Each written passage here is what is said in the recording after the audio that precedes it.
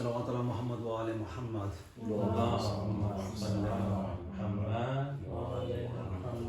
بسم الله الرحمن الرحيم والحمد لله رب العالمين. قال الله تعالى في كتاب المبين: هو الأول والآخر وهو الظاهر والباطن وهو بكل شيء قدير وهو بكل شيء عليم وهو بكل شيء محيط.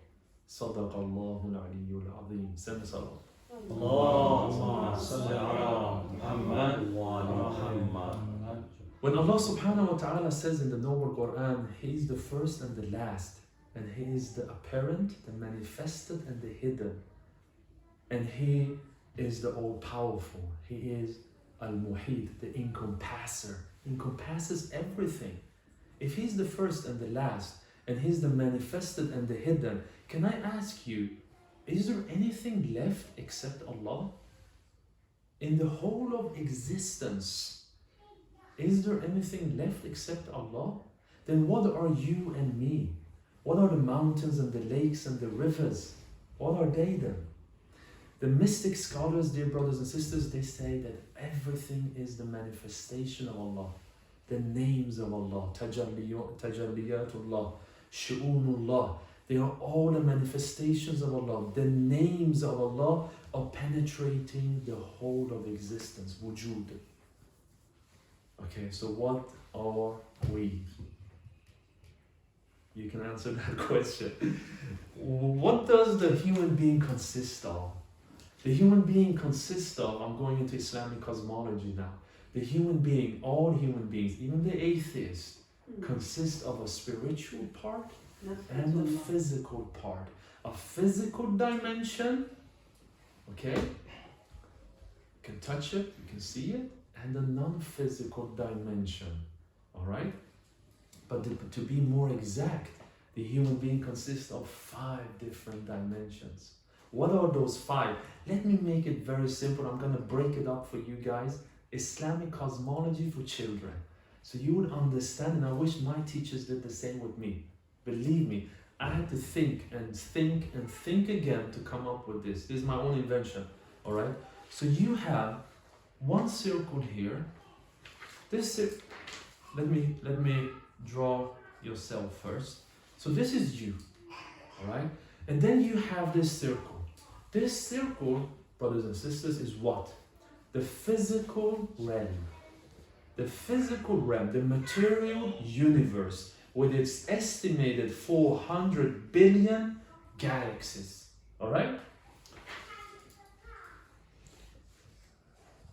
And then you have another circle.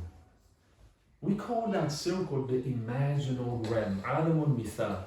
We call that realm for barzakh, okay? Barzakh, the intermediate realm.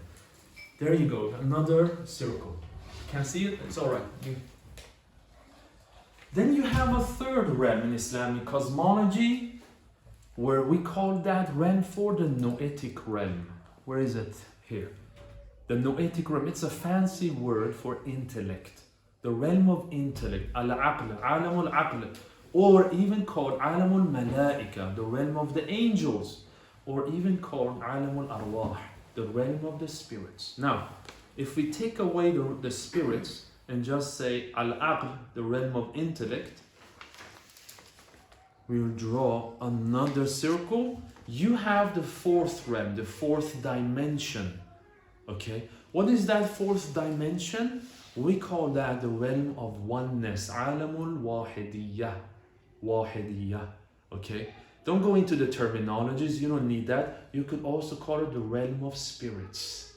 And everything has a spirit. Everything that comes from pure nature, from the minerals, from the pebbles and stones, to plants, animals, and human beings. Okay? And now, the 5th realm. The 5th realm is called the realm of unity. Oneness, unity. This realm of unity, al-ahadiyya, okay, is also called pure existence. Al-wujud. Wujud al-mahd. Wujud al-mutlaq. Absolute existence in its absolute sense. Can I say it in another word? Allah. We're talking about the human dimension here. And I said Allah, the fifth realm. So fifth dimensions, fifth layers, fifth sheath, layers of human dimension. The human being consists of these five. And by the way, Islam is not the only religion which talks about the five layers, the five dimensions of the human being, or the five realms.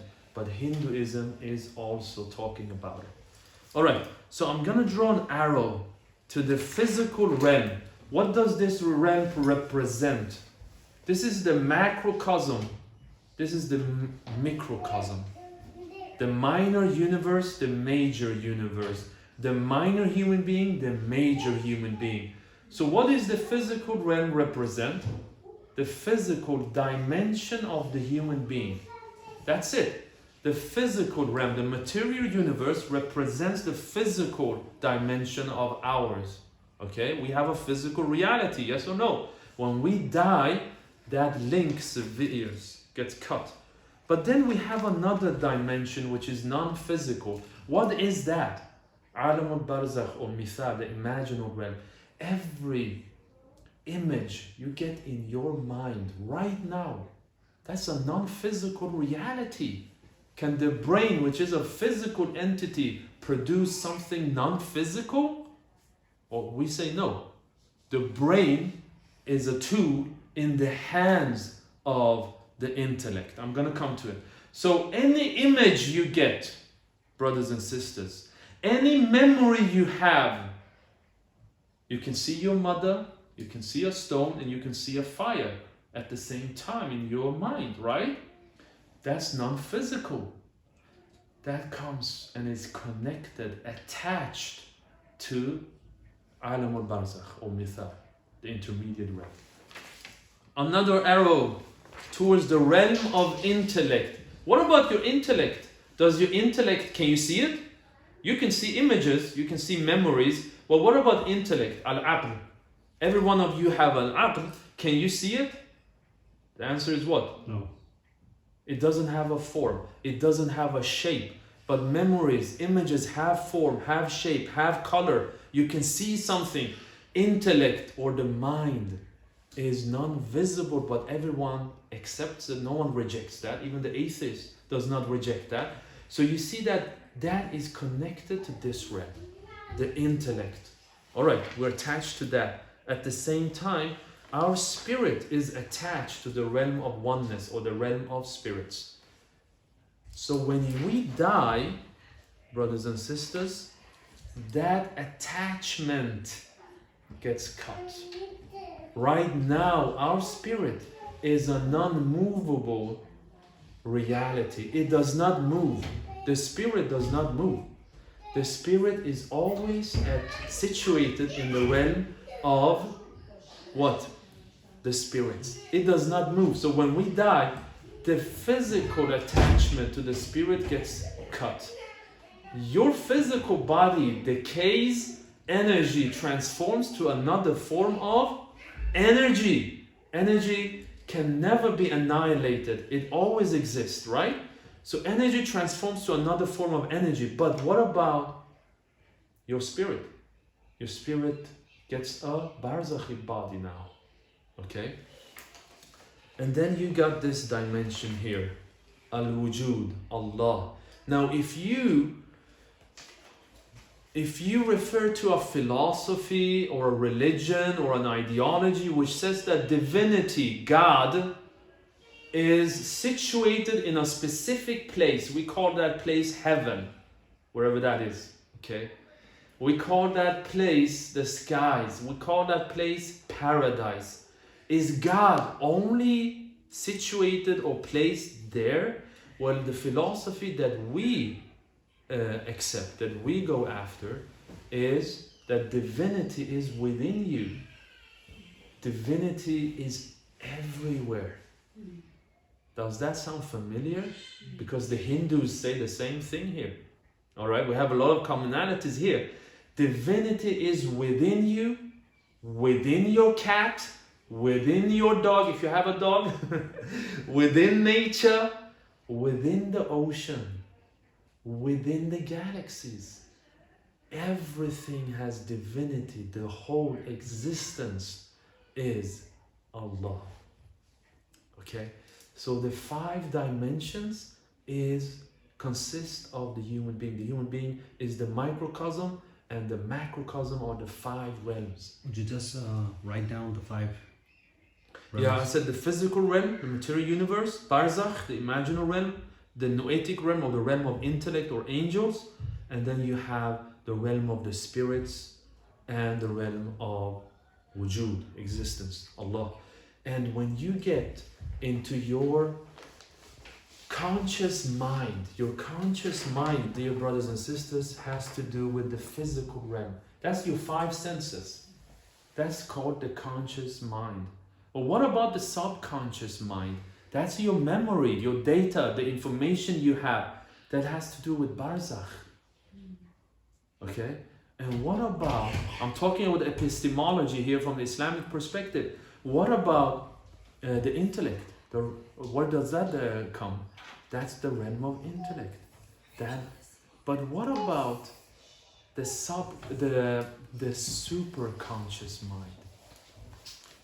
What about that? God realization, some would call it. That is attached to the spirit, the realm of the spirit, which would be here. That's the intuitive mind. That's the mind of inspiration. That's where you get inspirations. That's where you get revelations. So when revelation comes upon the prophets, or when intuition or inspiration comes upon mystics, where is that from? It's from this realm. The realm of the spirits. The realm of oneness. You receive inspiration from there. What does that mean? So when we say that Jibreel descended, what does that mean? Or was it the prophet who ascended when he received revelation? How does that work? That's another topic. Anyways, the conscious mind, the physical realm, has to do with your 5 senses. The subconscious mind, that's your data, the information you have, the memory that has to do with both barzakh and the realm of intellect. And the superconscious mind, the intuition, the inspirations you get, the revelations, comes from the realm of oneness. Please send us salawat.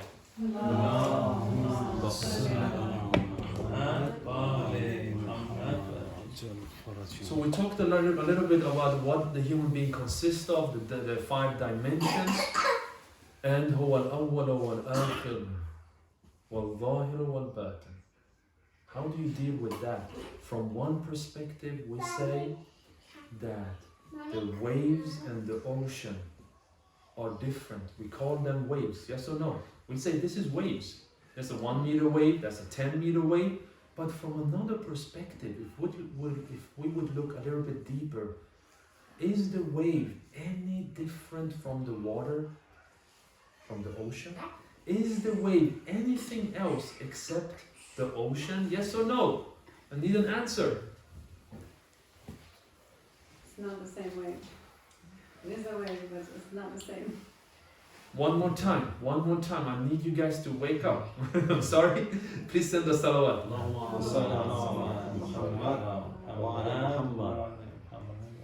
The wave and the ocean, the example of the wave and the ocean. From one perspective, we say these are waves.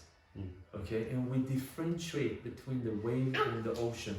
But from another perspective, if we look deeper, is the wave anything else except the ocean? No.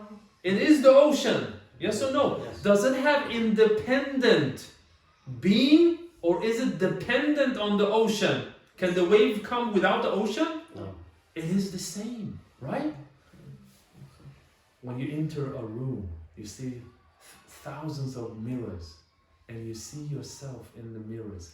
In one mirror you're fat, in another mirror you're thin, in another mirror your head is exploding. Different reflections of one reality. From one perspective, yes, you have become all of those thousands reflections. From another perspective, are they anything else except you who entered the room? If you would not exist, those reflections would not exist. Are you guys with me? Subhanallah. Third example, the nur, the light of the sun enters the Kashani windows. You know the Kashani windows? Multiple colors. Multiple colors that from one light enter, okay, they hit the window, the Kashani window with the different colors on the window, and it hit your floor in the living room. That one light becomes multiple lights with different colors. But are they going back? From one perspective, we say these are different colors, yes, and they exist, yes. But are they independent in their existence from that one single light? No. They're basically that one light from that sun, right? Period. I don't want to come with other examples. There are many, many other examples. So what am I trying to say here? The unity of being. What we call in the Arabic language, wahdatul wujud, the unity of being. So the mystic scholars say, look, this is the most extreme interpretation you have of Tawheed. This is the most extreme interpretation you have of Tawheed. That basically, everything is God. And from another perspective, everything is not God.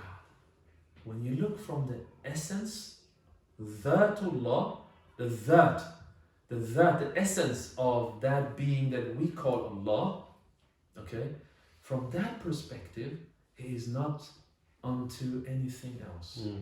He is not like anything else, right? But from another perspective, we say that everything are the names of Allah, but limited. So the Kaf, the idols which are made from nature, and so on and so forth. The cat, the animals, are limited. What? Can I say it? Without you guys doing takfir on me? They're limited gods. Limited gods. So is God within you and me? The answer is yes. Everything that comes from pure nature is manifesting Allah's names. Al-Hakim is everywhere. Wisdom is everywhere in the nature. Right? When you put some names and you marry them to each other, you combine them to each other, like Latif, subtle, Muhyi, the reviver, Haya, life, it becomes, for example, water. Okay? Subtle, life giver, right? Reviver, becomes water. Mercy, Ar-Rahma, life. Nur, the nur that is, for example, 1000 degrees, that nur which manifests itself, that attribute of Allah which manifests itself in 1000 degrees becomes the sun. It manifests, it's the same name, the same attribute manifests itself in 10 degrees, it becomes the light of the candle. Different degrees, that is 1 meter wave, that is a 10 meter wave. But they're all what? Waves. Are you guys with me? MashaAllah. Sallallahu ala Muhammad wa ala Muhammad. Allahumma salli ala Muhammad wa ala Muhammad. So I'm asking just from one simple verse, can there be anything else except Allah? What is Iblis? Ghadabullah. What is Jahannam? Ghadabullah. Allah is also vengeance, yes or no? Allah is also wrath, yes or no? So that manifested itself in Iblis. But Iblis does not have much hikmah. He has a lot of ilm, but what about hikmah? That is, he's not that wise, because then he would have submitted to Allah. So you see the different attributes manifesting itself. Some of you guys might have ilm or ta'aleem in your wujud. You love to teach, okay? That name of al-alam might be more in you, okay? And so on and so forth. So if you have any questions, I'm at your service. Sallallahu ala Muhammad wa ali Muhammad. Allahumma salli ala Muhammad wa ali Muhammad.